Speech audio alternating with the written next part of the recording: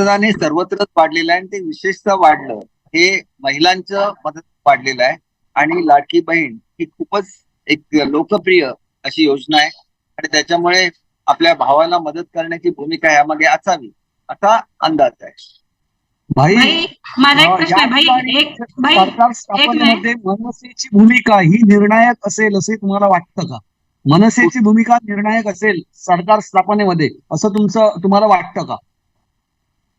बघा, सरकार आमचं क्लिअर कट स्वतःच्या याच्यावर आणि जे जे पक्ष आम्हाला पाठिंबा देतील, त्याने लोकसभेमध्ये आम्हाला पाठिंबा दिलेला होता आणि त्याच्यामुळे यावेळेला सुद्धा हा पाठिंबा राहील अशी अपेक्षा करायला काही हरकत नाही. शेवटी रिझल्ट एकदा बाहेर आले चित्र स्पष्ट होईल आणि एक समविचारी शेवटी पक्ष आहेत, त्याच्यामुळे हे सहकार्य राहील अशी आम्ही अपेक्षा करतो. भाई माझा एक प्रश्न आहे, संजू परब माझ्या विजयाचे मानकरी असतील, man of the match Sanju Parab असं तुम्ही जे म्हटलं त्याबद्दल काय सांगाल? हे बघा, असं आहे की ज्यांनी काम केलं त्याच्यामध्ये ते स्वतः इच्छुक होते आमदारकी लढवायला आणि त्याच्यामुळे तसं म्हणणं स्वाभाविक आहे. आणि तसे आमचे जे सहकारी आहेत त्यांना काही त्यांनी व्यक्त करू नये, लढवण्याचं बिलकुल म्हटलेलं नाही. त्यांनी खूप मेहनत करताना मी बघितली, माझ्या समोर अगोदर आले, त्याच्यामुळे नॅचरली मी त्यांना प्रोत्साहन देण्याच्या दृष्टीने असं म्हटलेलं आहे. आणि मी आता तर माझी अगोदरच जाहीर केलेलं आहे की याच्यानंतर मी विधानसभेची निवडणूक लढवणार नाही. त्याच्यामुळे ह्या तरुण मंडळीने पुढच्या दृष्टीने आपली तयारी केली पाहिजे, हा त्याच्यामधला मुख्य हेतू आहे.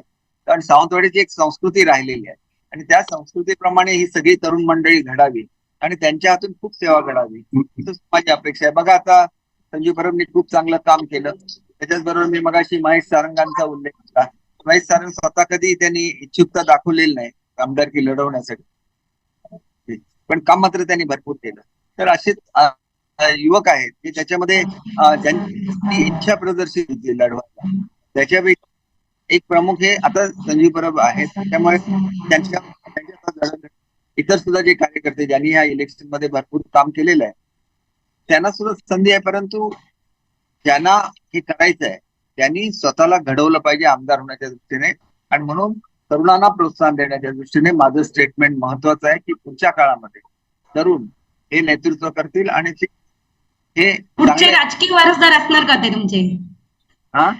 पुढचे राजकीय वारसदार ते असणार का संजू परब?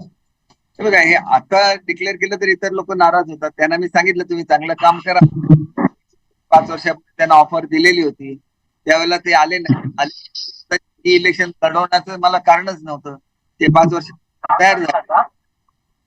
भाई यापूर्वी तुमच्या मित्र पक्षाने असं म्हटलं होतं की जे विरोधक आहेत त्यांनी आरोप केलेला होता भाजप वापरतं आणि फेकून देतं. त्याच पद्धतीत जर आपण पाहिलं तर आता काही वेळापूर्वी चंद्रकांत पाटलांनी असं स्टेटमेंट केलंय की यावेळेचा मुख्यमंत्री जो आहे तो यावेळी दिल्लीतून ठरवला जाईल. कसं पाहता याकडे? कारण एकनाथ शिंदे यांचं नाव घेऊन आपण यावेळीचे पुढचे मुख्यमंत्री किंवा लाडक्या बहिणीचा भाऊ अशा पद्धतीचं वक्तव्य यावेळी प्रत्येक प्रचारामध्ये केलं होतं. आपण कसं बघता याकडे?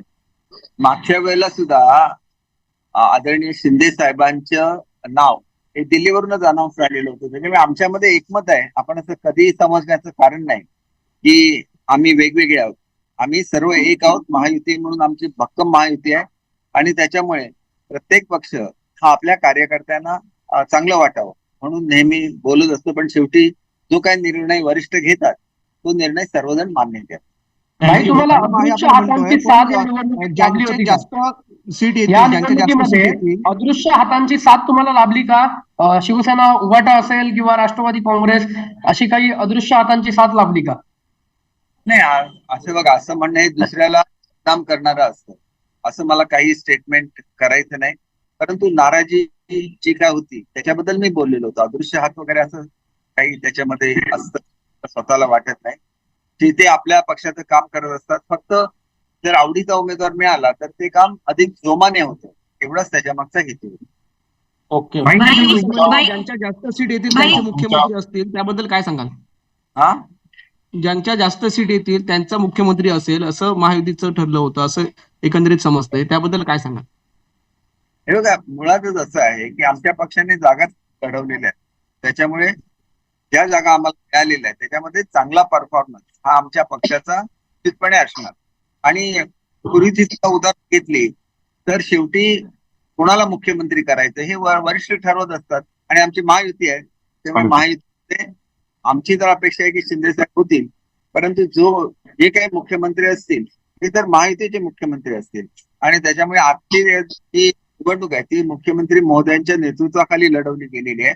त्याच्यामध्ये चांगलं यश मिळावं ही पहिली बाब आहे, आणि मुख्यमंत्री नंतरची बाब असते. आणि चांगलं यश मिळत असताना त्याचं श्रेय हे आदरणीय आमचे मुख्यमंत्री एकनाथजी शिंदे त्यांना त्या ठिकाणी 100% आहे. तसंच ते दादा. ओके भाई, थँक्यू.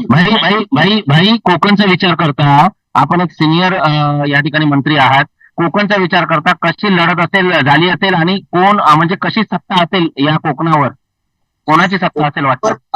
काय माहिती प्राप्त झाली त्याप्रमाणे एक हाती शिवसेना, मूळ शिवसेना, बाळासाहेबांची शिवसेना, धनुष्यबाणाचं आणि बीजेपीची अगदी पूर्णपणे त्याच्यामध्ये वर्चस्व राहणार आहे. हे अगदी निश्चित आहे. म्हणजे संपूर्ण कोकण आणि MMR रिजन सुद्धा हा पूर्णपणे महायुतीला फेवरेबल राहील. पण संजय राऊत म्हणतात की हे सगळे पोल आहेत ते मॅनेज आहेत, संजय राऊतांनी आरोप केलाय. उद्या वस्तुस्थिती जनतेच्या समोर येईल, त्याच्यामुळे आज त्याच्यावर कॉमेंट का करायचं? तुम्ही उद्या विजयाचा चौकार मारल्यानंतर सावंतवाडी विधानसभा मतदारसंघासाठी पहिलं कोणतं काम हाती घेणार? मूळ जी कामं मी मंजूर केलेली आहेत आणि काही कारणामुळे त्याचं इम्प्लिमेंटेशन होऊ शकलं नाही. सर्वात महत्वाचं आहे बेरोजगारी आणि आरोग्याचा प्रश्न, यावर पहिलं काय करणार? हे दोन्ही माझ्या प्रायोरिटीज राहतील. त्याच्यामध्ये मल्टी स्पेशालिटी हॉस्पिटल आहे, त्याच्यानंतर जे नवीन आपलं मेडिकल कॉलेज झालंय आणि काही मेडिकल कॉलेजेस आहेत त्यांनी आपल्या हॉस्पिटल्सशी टायअप केलेलं आहे. तसं DY पाटील हॉस्पिटलने सावंतवाडीच्या हॉस्पिटल बरोबर टायअप करून त्यांचे स्पेशालिस्ट तिथे येतात.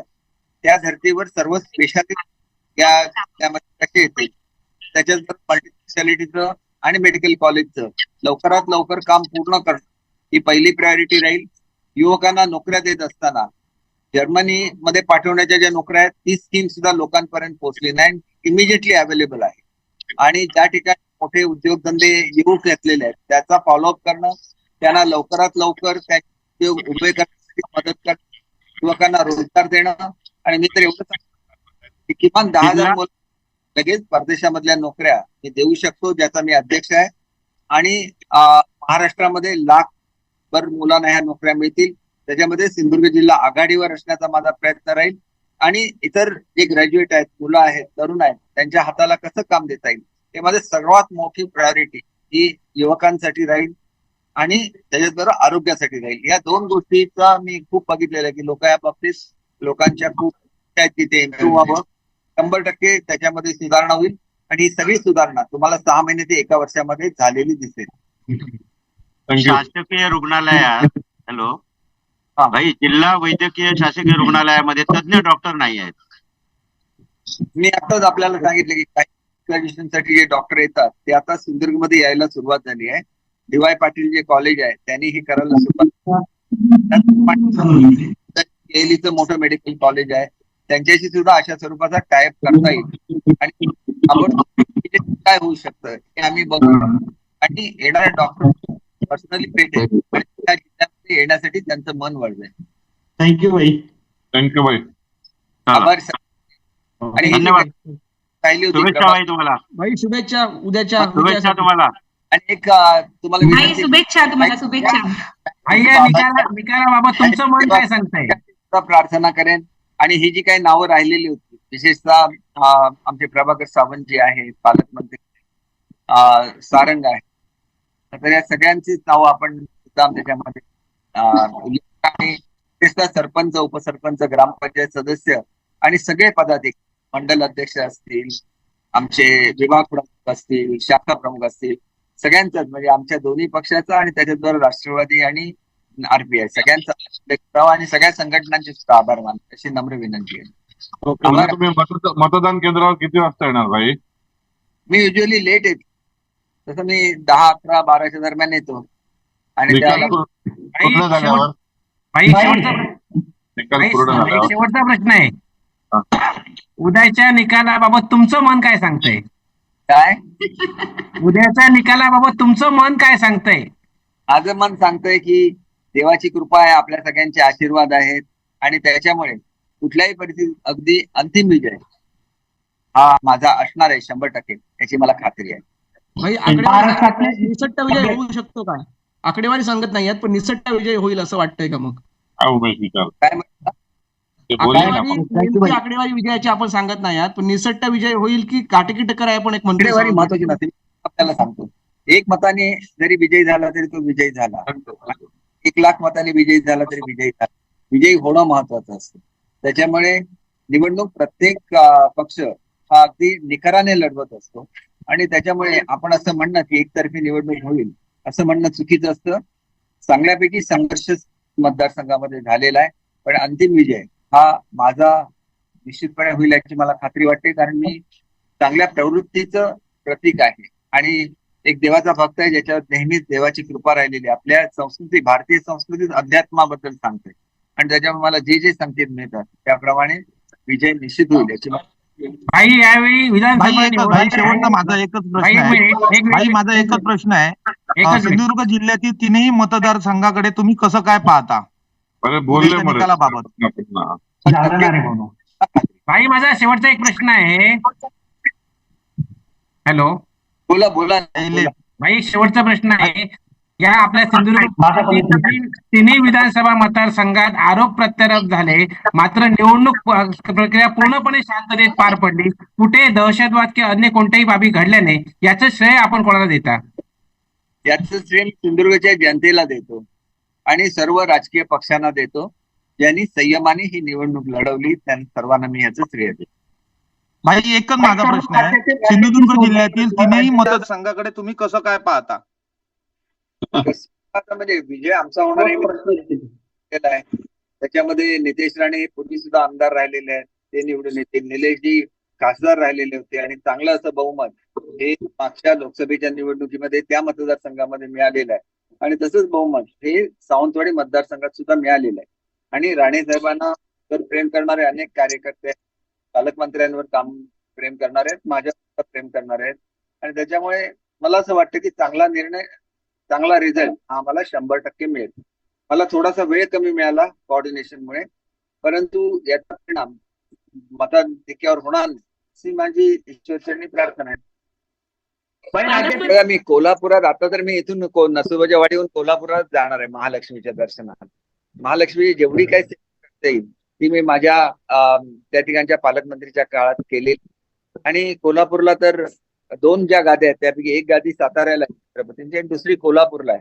आमच्यासारखे कार्यकर्ते हे छत्रपती शिवाजी महाराजांचा सन्मान करतात, ते तेवढाच सन्मान छत्रपतींच्या कुटुंबियांचा करतात आणि त्याच्यामुळे कोल्हापुरात जायला आवडेल, परंतु काय हत्तीवर मिरवणूक काढण्या एवढं मी मोठा नाही. मला असं वाटतं की